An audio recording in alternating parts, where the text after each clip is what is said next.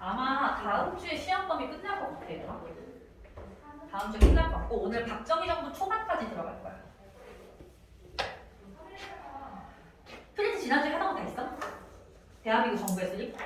나 이 프린트 전체가 이승만 정부라고 얘기했었잖아. 그래서 오늘 이승만 정부를 끝낼 거고 지난주에 반민족 행위자 처벌하고 농지 개혁까지 했었지. 이승만 정부가 몇 년에 수립됐어? 몇 년? 48년? 48년 정부 수립 반드시 기억하고 있어야 되고 우리 그 오늘 내용을 보기 위해서 뭐를 한 번 더 보고 시작해야 되냐면 바로 이번에 제헌헌법. 제헌헌법 내용을 한 번 더 보고 시작을 할게. 제헌헌법 상으로 대통령은 누가 뽑아? 누가? 국회가 뽑는 간선제죠. 국회가 뽑고 임기는 몇 년? 4년이고 몇 번까지 할 수 있어? 2번까지 중임가는 연임, 중임, 중임 같은 뜻이고 제헌국회는 임기가 몇 년? 2년. 그 후에 국회의원은 4년이다. 그리고 단원제 국회다 했었지. 오늘 이 헌법의 내용이 조금씩 개정되어가는 과정을 볼 거라서 이게 좀 다시 복습을 해야 되는 내용이었고 일단 6.25 전쟁을 먼저 보도록 합시다. 6.25 전쟁. 얘들아 6.25 전쟁 몇 년에 터지게? 50년에 터져서 53년까지 가고요. 이런 굵직한 사건 연도는 다 외워야 돼 얘들아. 이승만 정부가 수립된 지 2년 만에 지금 전쟁이 터진 거야. 1950년에 전쟁을 하게 되는데 6.25 전쟁에서는 배경이 가장 중요하므로 배경의 별표를 합시다. 배경. 일단 6.25의 배경 중에서 첫 번째가 중국의 공산화예요. 중국 공산화. 중국이 49년에 공산주의 국가가 완전히 수립이 되는데 그렇게 되면은 아시아에서 중국, 러시아, 소련, 그리고 북한 이렇게 한반도를 에워싼 모든 나라가 다 공산주의 국가가 되는 거잖아. 그래서 동아시아에서는 남한과 일본만이 파란 나라로 남게 되지. 이 상태에서 이제 북한 입장에서는 자기들의 뒷배를 봐줄 수 있는 든든한 국가가 국경지대에 있기 때문에 북한이 쳐들어오기 상당히 좋은 상황이 마련이 된 거지. 그 상황에서 옆에 보시면 북한이 소련, 중국과 군사 협정을 맺어. 근데 그 내용을 위에다가 한번 써볼게 얘들아. 소련, 중국과 어떤 군사 협정을 맺었는지. 소련 같은 경우에는 무기를 갖다가 공급해주기를 약속합니다. 무기. 요 당시 전 세계에서 무기를 가장 잘 만드는 국가가 미국이고 거의 그거에 비등비등하게 잘 만든 게 소련이었는데 그 소련이 엄청난 기술력을 투입해서 최신식으로 만든 무기들을 갖다가 다 북한에 지원을 해주기로 한 거야. 우리나라는 엄청 열악했기 때문에 탱크가 거의 없다시피 한 상황이었고 낙후된 탱크로 맞섰어야 되는 상황이었어. 중국 같은 경우에는 공산화가 된 지 얼마 안 돼서 지금 도와줄 형편이 안 된다. 그러나 미국이 참전하면 우리도 참전하겠다라는 약속을 하게 된다.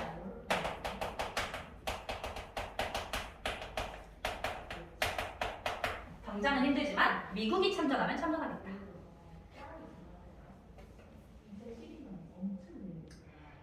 이렇게 해서 북한이 지원군을 얻은 상태에서 배경 중에서 가장 중요한 건 이거예요. 에치슨 선언. 에치슨 선언이 발표가 되는데 얘는 별표. 추가로 에치슨 선언.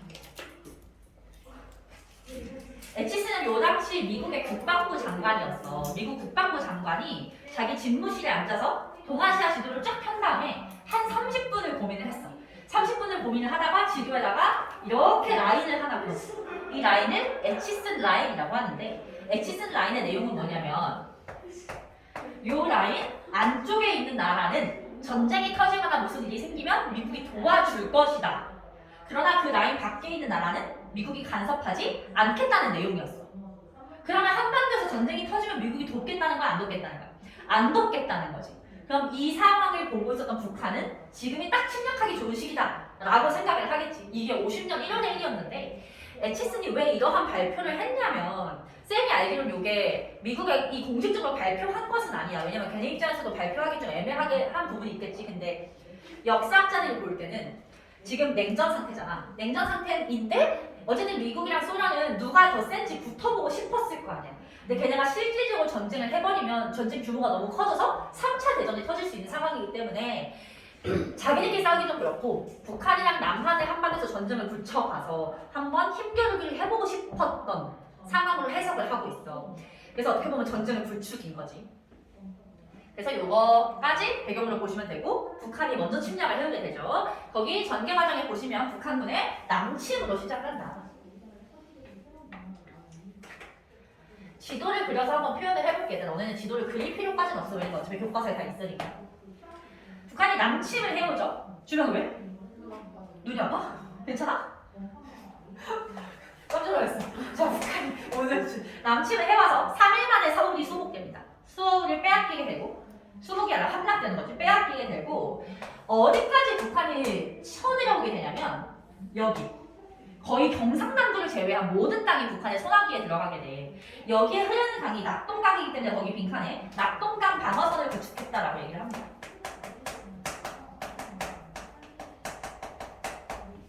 낙동강 방어선. 거기다 이렇게 빼가지고 여백에다가 잠깐 써보면 이 낙동강 방어선이 구축됐을 때 우리 수도인 서울을 뺏긴 상태였기 때문에 임시수도를 부산으로 옮기기도 했어. 임시수도 부산. 이건 여백에다가 써야 돼.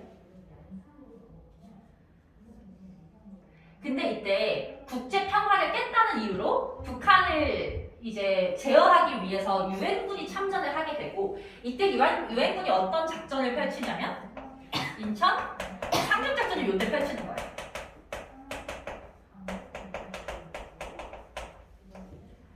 인천 상륙작전 다 들어봤지 얘들아? 요걸 성공을 하게 되죠. 만약에 북한이 이렇게 밀고 내려오는데 우리가 이렇게 올라가려고 했으면 누르는 힘에 막혀서 못 올라갔을지 모르는데 여기가 약간 방비가 허술한 틈을 타서 허리를 끊어버리는 작전이었지. 이게 성공을 하면서 전세가 역전되는데 혹시 인천 상륙작전을 주도했던 장군 이름 알아? 메가더 장군 들어봤지?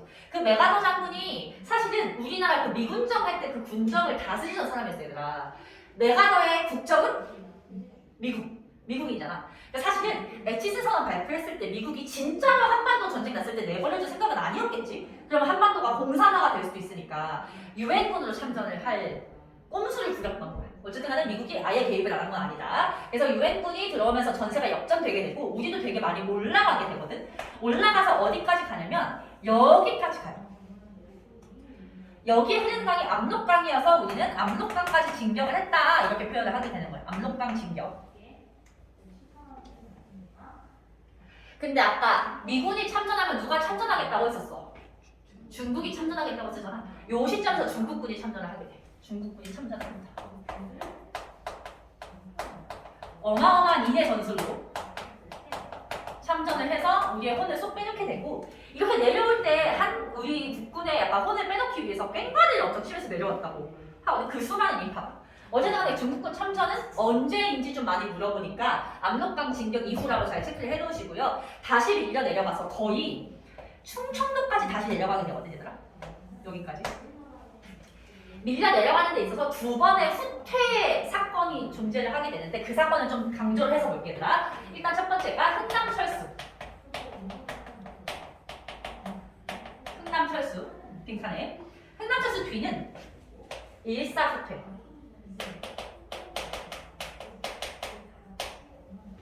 흥남철수, 일사후퇴 이렇게 두 가지 기억하셔야 돼요. 흥남철수는 그냥 간략하게 말하면 이미 흥남이라는 지역을 북한이 다 점령을 한 상태였는데 몇몇 미군과 우리 국군과 남한 사람들이 이렇게 한 곳에 후퇴를 못하고 있었던 거야. 그래서 이 사람들을 갖다가 구출을 해내야 되는 작전이었는데 되게 실패 가능성이 높은 작전이었음에도 불구하고 성공을 했던 거야. 그래서 그거를 흥남철수라고 부르고 일사후퇴는 정확하게 어떤 사건이냐면 서울을 한 번 더 뺏겼을 때를 일사후퇴라고 불러. 1월 4일에 서울을 한 번 더 뺏겼다. 순서를 물어볼 때 흥남철수랑 일사후퇴 중에 뭐가 먼저냐고 물어보면 반드시 흥남철수가 먼저이고 흥남철수는 크리스마스 이브날 12월 24일만 있었던 사건이라서 별명이 크리스마스 선물이기도 해. 어쨌든 간에 우리가 다시 내려가서 일사후퇴로 서울을 다시 뺏겼다가 또 조금씩 올라가서 어디서 멈추게 되냐면 여기 38선 부근에서 멈추게 되거든. 그러면서 여기서부터는 요 38선 부근에 있는 곳에서만 전쟁이 나게 되고 나머지 지역은 그냥 전쟁이 끝난 것 같은 상황으로 돌아가게 되기는 한단 말이야. 그래서 이제 이때부터 이제 군인들끼리의 전쟁이고 민간인은 다시 일상을 회복해가려고 노력하는 상황인데 요게 51년 7월이거든.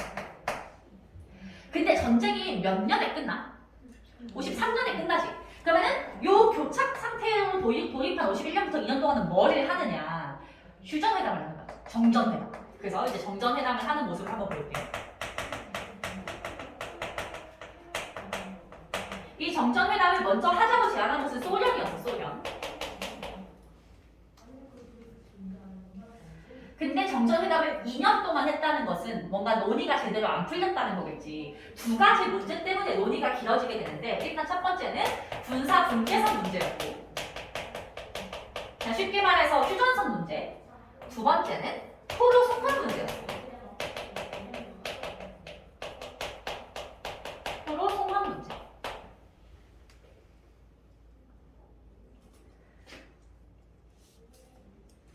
일단 군사 분계선 같은 경우는 지금으로 주로 휴전선이잖아. 이 휴전선이 확정이 되면 어떻게 보면은 영토가 확정되는 것이기 때문에 더 많이 차지하려고 생각을 했겠지, 둘 다. 근데 군사 분계선은 어떻게 설정하기로 했냐면 그 휴전 협상 문서에 도장이 찍히는 순간 딱 멈추기로 한 거야. 그러니까 어떻게든 더 차지하려고 계속 싸우고 뭐 하고 이런 상황이었다는 거지. 그래서 길어질 수밖에 없었던 것이고, 포로 송환 문제는 말 그대로 포로를 풀어줬을 때 얘가 어느 나라로 돌아갈 것이냐의 문제인데, 정확하게는 많이 안 물어봐서 그냥 간략하게 둘의 입장을 설명을 해줄게. 소련 같은 경우에는 본국 송환을 주장했어. 자기 원래 나라로 돌려보내자. 북한 사람이면 북한으로, 남한 사람이면 남한으로 돌려보내자고 했다면, 미국은 자유의지에 따라서 결정하게 하잖아. 자기가 북한 사람이어도 남한에 가고 싶으면 남한으로 보내자고 주장했는데, 요거 가지고 이제 논의가 길어지게 된 거야. 알겠지? 근데 여기서 문제가 하나가 있어야 되더라. 이렇게 휴전협상 테이블에 각 나라 대표들이 모였을 거 아니야. 공산주의 쪽에서는 소련 대표 나왔고, 중국 대표 나오고, 북한 대표 나오겠지. 우리 쪽에서는 미국 대표, 더 정확하게 유엔군 대표가 나오겠지. 근데 중요한 쪽에서 한 명이 안 나왔어. 누구게? 남한 대표가 없어. 우리나라 대표. 우리나라 대표로 나갔어야 되는 사람이 누구야? 이승만이잖아. 이승만은 요 휴전협상 하는데 아예 나가지 않았어. 왜냐면 휴전에 반대했거든. 이승만이 왜 휴전에 반대했냐면, 너네가 이승만이라는 사람에 대해서 이 이미지를 가져가면 정말 좋아. 이승만 같은 경우에는 아주 지독한 반공주의잖아. 반공 무슨 뜻이게? 공산주의에 반대한다. 공산당을 너무너무 싫어해. 그래서 원놈의 휴전이냐? 내가 반드시 저 공산당 놈들을 멸족시켜서 내가 통일을 하겠다라고 주장한 사람이었어. 그래서 국진통일, 멸공통일을 주장했다라고 얘기를 하거든. 북진 무슨 뜻이게? 북쪽으로 진출해서 우리가 여기를 다 먹어야 된다. 멸공은 공산당을 멸족시켜야 된다. 이게 이승만의 주장이었기 때문에 휴전협상 테이블에 나가지 않은 거야. 그게 길어진 이유 중에 하나도 그거기도 해. 원활하게 의사소통이 안 되니까. 근데 아까 말했듯이 이승만은 휴전협상에 반대하기 때문에 중간에 엄청 이상한 짓을 하나 저질러. 그게 거기 전개 마지막 줄에 나와 있는 이승만 정부의 반공포로 석방이야. 반공포로 석방. 그냥 반공포로를 석방시켜버렸어. 공산주의 싫어한다 그러니까. 근데 지금 포로를 어디로 돌려보낼 것인가의 문제가 되게 예민한 상태인데, 그냥 포로를 풀어줘 버렸으면 이거 다시 뭔가 문제가 생겨서 전쟁이 또 터질 수 있는 상황이었단 말이야. 그런 위기가 한 번 있었고, 그게 이승만의 이상한 짓 때문이었다. 그러나 다시 전쟁이 커지진 않고 결국은 이제 정전협정을 체결하게 되는 것이 53년 7월의 일이었어. 전쟁은 이렇게 끝나고요. 사실 휴전협상에 대해서는 그렇게 자세하게 물어보는 일은 많진 않은데, 나오면 어려우니까 자세하게 설명해 준 거야. 결과는 뻔하죠. 수많은 인명피해, 이산가족과 전쟁 부하 발생, 남북한 생산시설 파괴, 전통문화 해체. 당연한 거겠지. 영향을 한번 볼게. 남북한의 적대감이 심화가 돼서 분단체제가 고착화된다. 이제 뭔가 전쟁까지 한 마당에 야 그래도 통일이 좋지 않아? 이 말을 꺼내기가 되게 조심스러워지는 거지. 그리고 맨 마지막에 요 전쟁을 계기로 한, 미, 상호, 방위, 조약을 체결하게 돼. 한미, 상호, 방위, 조약. 한국과 미국이 상호, 서로 방위, 방어를 해주기로 한 거야. 공산당에 맞서기 위해서 앞으로 미국이 한국을 도와주겠다. 군사적으로 얘기를 했고, 한국에 미군이 주둔을 해야 그게 가능한데 한국 정부는 허락하니 했을 때 허락한다라고 해서 이 조약이 체결이 되는 거죠. 그래서 오늘날 우리 땅에 미군이 들어와 있잖아. 그게 이 조약이 지금까지 유효해서 지금까지 있는 거야. 그래서 이 조약은 오늘날까지 우리나라에 영향을 미치고 있다는 거 중요하고, 그래서 결과 및 영향으로는 얘가 시험에 제일 된다. 오케이. 이렇게 6.25는 끝이 났고 이제 본격적으로 이승만 정부에 대해서 볼 건데, 얘들아 내가 지난주에 이승만 정부가 몇 년부터 몇 년인지 알려줬잖아. 몇 년부터 몇 년이라고 했어? 48년부터 60년이죠. 근데 아까 말했듯이 요때는 대통령 임기가 몇 년이야? 4년이고 최대 몇 번까지 할 수 있어? 2번. 그러면 한 사람이 길어봐야 8년만 임기가 가능하잖아 얘들아. 근데 12년을 했다는 건 지금 비정상적인 상태인 거지. 그래서 독재에는 여러 종류가 있지만 탄압을 하는 방식의 독재도 있고 장기 집권을 하는 것도 독재의 한 방식인데 장기 집권을 한 거지. 물론 탄압을 안 했다는 건 아니야. 어쨌든 그래서 어떻게 해서 장기 집권이 가능했냐를 볼 건데, 일단 기본적으로 얘들아 아무리 독재자여도 헌법 위에 독재자가 있을 수는 없어. 무조건 헌법이 1등이기 때문에 앞으로 우리가 볼 여러 독재자들은 자신의 정권 유지를 위해서 헌법을 바꾸게 돼. 그래서 이제부터 개헌에 대해서 보게 될 거고, 아래 괄호 1번 남한의 반공주의와 독재 파트는 표 전체를 발표하시고요. 엄청나게 중요합니다. 일단 연도를 한번 체크해볼게. 외울 필요 없고 너네가 머릿속에 개념이 들어갔으면 다 계산 가능한 거거든. 봐봐. 48년에 총선거 했지. 몇 월 며칠에 총선거 했어? 총선거 5월 10일 50 총선거잖아. 50 총선거를 통해서 누구를 뽑았어? 재헌국회를 뽑았지. 그리고 대통령 선거를 국회에서 해가지고 국회에서 이승만을 뽑았지. 근데 재헌국회는 임기가 몇 년이야? 2년. 그럼 그 다음 총선거는 몇 년에 해? 50년에 해. 2대 총선거. 다음 대선은 몇 년이야? 52년. 이렇게 되는 거지 얘들아. 그러면 요 2대 총선거에서 새롭게 국회의원을 뽑혔을 거 아니야. 근데 요 2대 국회의원 중에서 한 80% 정도 되는 사람들이 전부 다 이승만 반대파였던 거야. 근데 이때 대통령은 누가 뽑아? 국회에서 뽑잖아. 그러면 이승만 반대파가 대다수인 국회에서 이승만을 뽑을 가능성은 제로인 거지. 그러니까 요 대통령 선거 때 이승만은 당선 가능성이 없다. 그래서 이승만이 헌법을 바꾼 거야. 대통령은 누가 뽑도록 바꿨냐면 국민이 뽑도록 바꿨어. 그게 거기 나와 있는 발췌 개헌입니다. 발췌 개헌 52년이고요.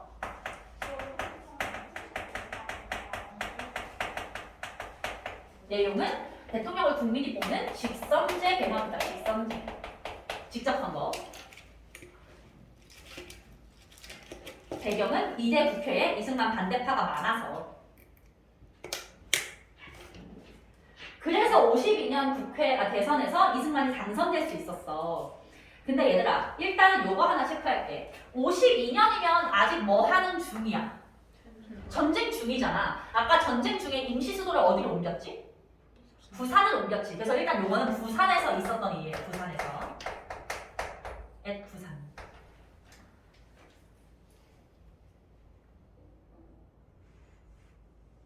두 번째.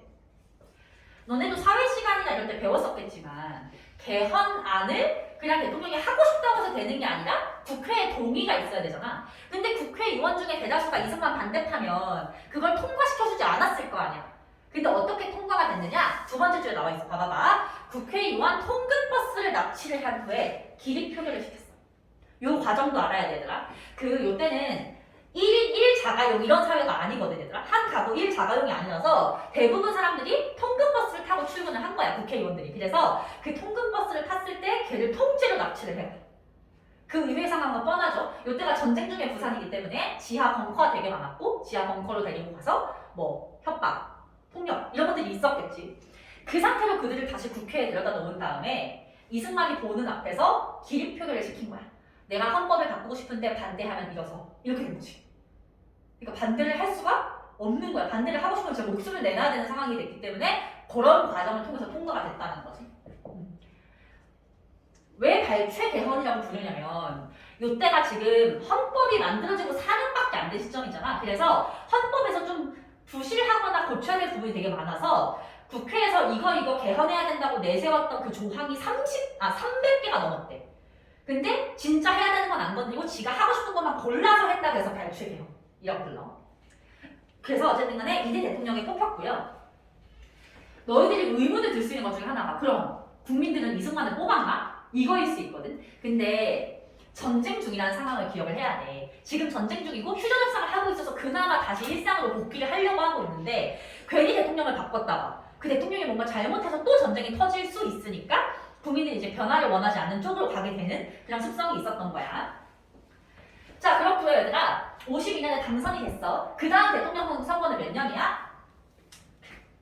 56년이지, 그치? 근데 법적으로 이승만은 56년 대통령 선거에 나갈 수 있어, 없어?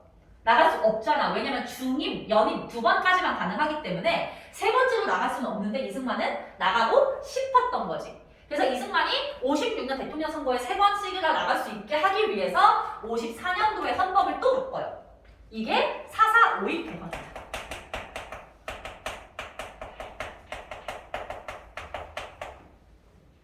4.4.5.1 개헌안의 내용은 거기 나와 있듯이 초대 대통령에 한해 라는 말은 누구에게만 적용시키겠다는 거야? 이승만 본인한테만 적용을 시키겠다는 거야. 초대 대통령에 한해 중임 제한을 철폐합니다.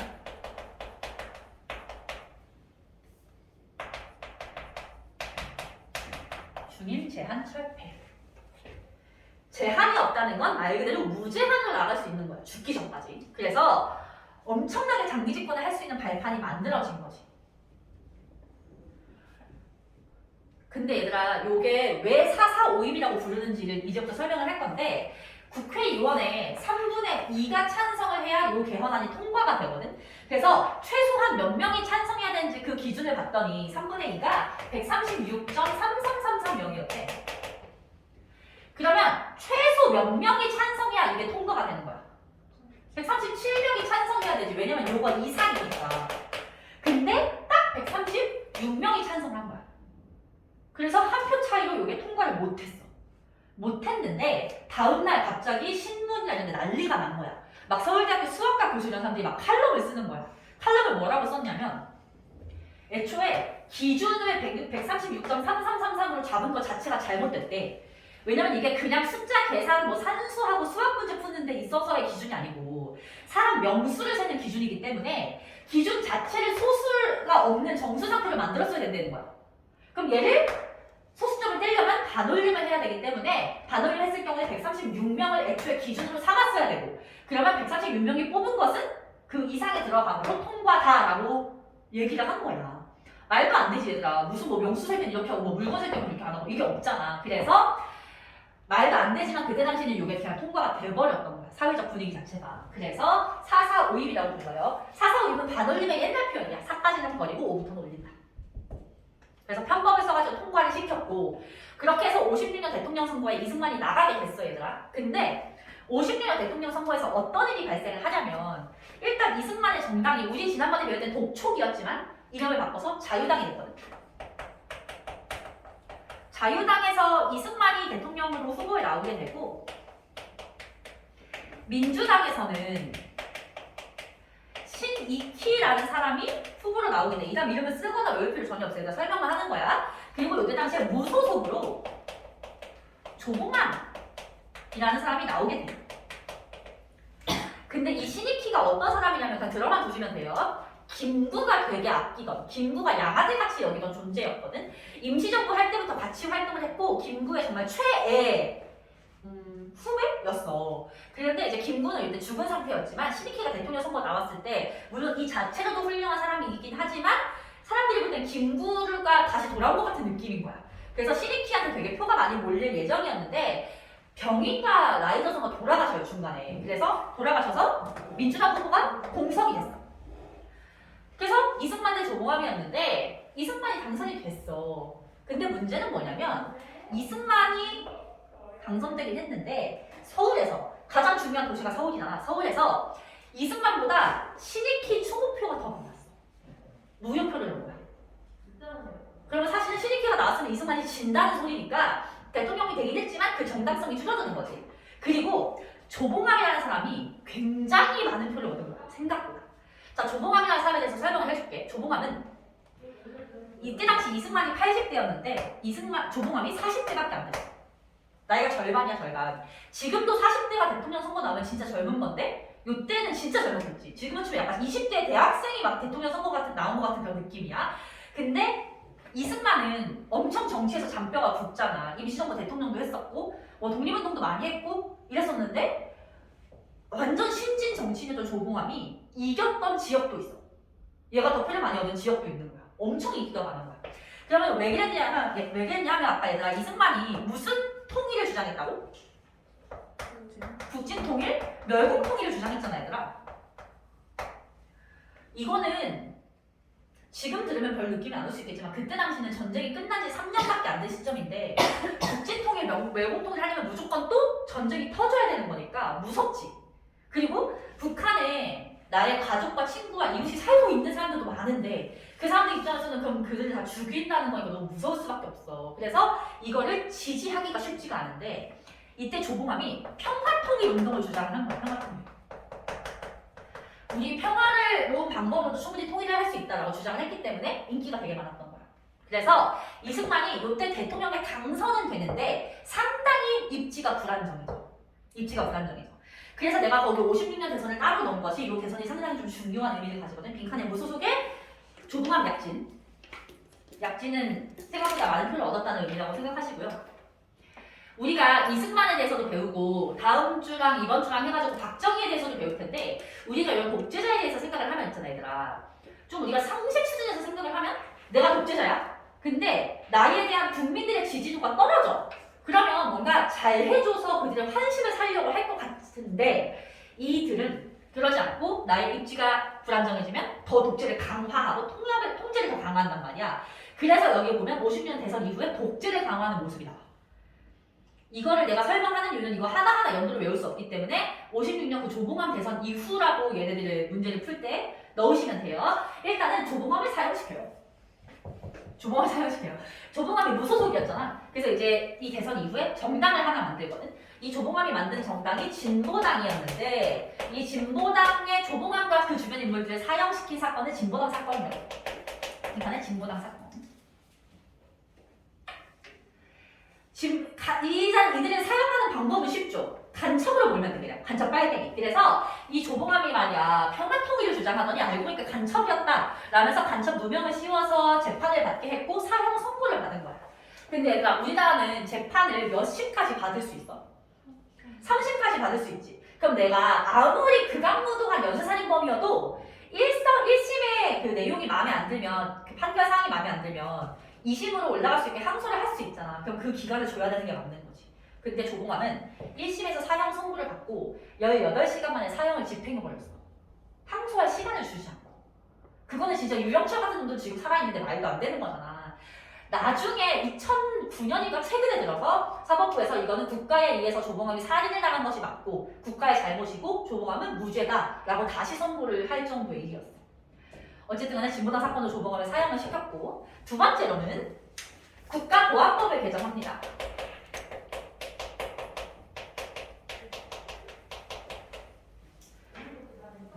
국가보안법은 지금도 있는 법이고 어쨌든 우리는 휴전국가이기 때문에 간첩이 실제로 있을 수 있잖아요 얘들아. 그렇기 때문에 그런 것들에 대한 정보를 통제하기 위해서 만든 법인데 이때는 이 개정의 내용은 언론을 갖다 통제할 수 있도록 내용을 바꾸는 거였어. 그래서 국가보안법 개정은 언론 통제라고 생각하시면 되고요.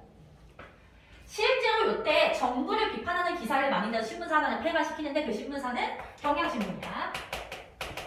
경향신문 폐간. 그리고 마지막은 뭐 국민반을 조직했다. 얘들아 이거 우리 3-5 했을 때 너네 지난 시험 범위지 뭐 어차피 화요일 나왔을 때 어쩌다 들었으니까 막 애국반 이런 거 만들어서 아파트 반상회 주게해가지고 서로 감시하게 했다고 했잖아. 똑같은 시스템이라고 보시면 돼요. 알겠지?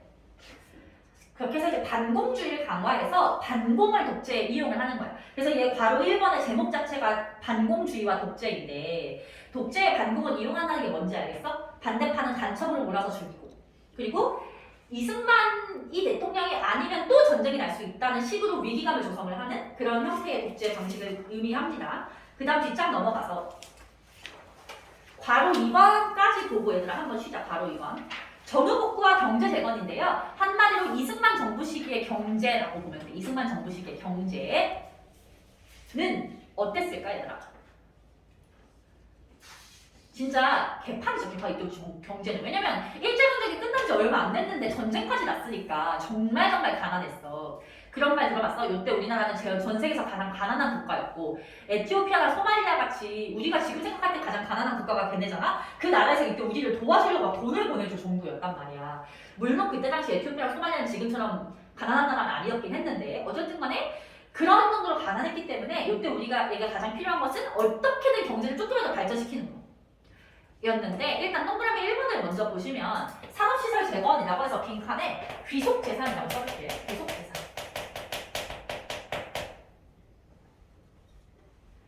얘가 지난주에 여운형 설명하면서 여운형이 건준 만들 때 그 총독부한테 딜을 했던 게 뭐였냐면 일본인이 자기 재산을 가지고 잘 돌아갈 수 있게 도와주겠다고 했었잖아. 근데 그때 일본인들이 가져갈 수 있는 재산들은 들고 갈 수 있는 것들이지. 토지, 회사, 공장 이런 거 놓고 갈 수밖에 없잖아. 그런 재산을 귀속재산이라고 해. 일본인이 놓고 간 그런 토지나 그런 뭐 산업시설 이런 것들. 그럼 얘네들을 갖다가 어쨌든 그냥 놀릴 수는 없으니까 일반 민간에 팔아야 되잖아. 그치? 귀속재산 매각. 그리고 원조 물자는 밑에서 보겠지만 이때 미국이 우리나라에 원조를 위해서 물자를 많이 보내주거든. 그런 것들을 또 분배하는 과정에서 민간 중심의 자본주의 경제가 발전을 하게 됩니다. 그게 국가가 소유하는 게 아니라 민간에 팔았기 때문에 자본주의 체제인 거지. 제일 중요한 것은 동그라미 2번인데요. 원조 경제라고 해서 미국이 우리나라에 원조를 해주게 돼요. 원조는 도와주는 거잖아, 얘들아. 정말 100% 공짜로 다 줬어. 돈이라든가 물자 이런 것들을. 왜 그랬냐면 뭐 인도주의적인 차원도 있어요. 다 굶어 죽을 수 없으니까. 하지만 뭐가 컸냐면 공산화를 막고자 하는 거지. 나라가 너무 가난해지면 그 공산주의에 나라가 다 뭔가 생산시설을 가지고 이런 것들 다 똑같이 분배해준다는 것들 매력적으로 들릴 수가 다 있으니까 그 가난을 벗어나게 해서 공산화를 막으려고 한 거지. 두 번째 줄에 보시면 원조 물품으로는 대표적인 게 밀, 면화, 사탕수수 같은 농산물들이었어. 요거를 가지고 얘들아 뭘 하냐면 밀, 면화, 사탕수수를 가공해서 우리도 이제 공장을 좀 돌리기 시작을 하는 거야. 조금씩 미약 하나만. 그거를 아래 빈칸에 300산업이라고 불러. 300산업.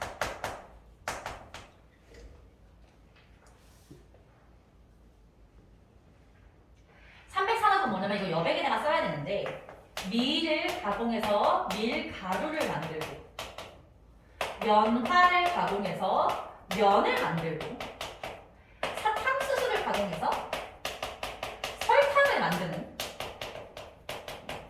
산업이고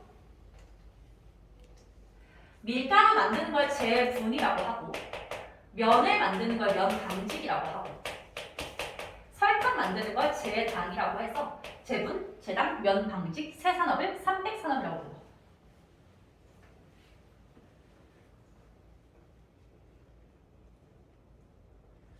이승만 경제선 300산업이 가장 중요해.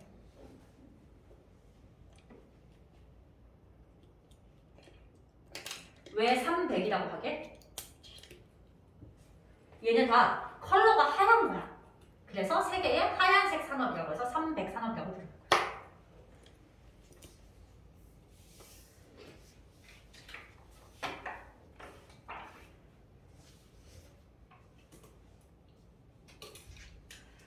그래서 소비재 산업이 발달을 하게 되고요. 소비재 산업이라는 것은 우리가 소비하는 물건 있지. 그런 것들을 갖다가 생산을 하는 걸 얘기를 하는데 부작용은 미국산 농산물이 일단 많이 들어오잖아. 미국산 농산물과 국내 농산물 중에 뭐가 더 쌀 수밖에 없어? 미국산이 쌀 수밖에 없지. 왜냐면 걔네는 엄청 대량 생산을 하니까. 그래서 국내 농산물 가격이 하락해요. 국내 농산물 가격 하락. 그리고 50년대 말부터는 미국이 원조를 감소시켜. 원조를 감소시켜서 봐봐 얘들아. 이거 빈칸에 얘 쓰는 거 아니야? 무산 원조. 무산으로 원조에 쓰는 걸 뭘로 바꾸냐면 빈칸에 얘 쓸 건데 유산 차관으로 바꿔요.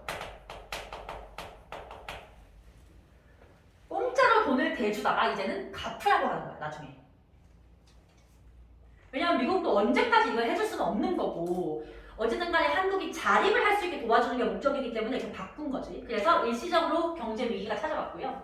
세 번째 줄, 아까 말했던 귀속재산이나 이런 원조물자를 민간에 팔았다고 했잖아. 그때 그 파는 기준이 정부랑 친한 사람들 또는 정부에 뭔가 대가성에 뭔가 준 사람들 위주로 굴러갔어. 그래서 독점적인 대기업이 형성이 되고요. 이러한 현상을 우리는 빈칸에 정경유착이라고 불러요.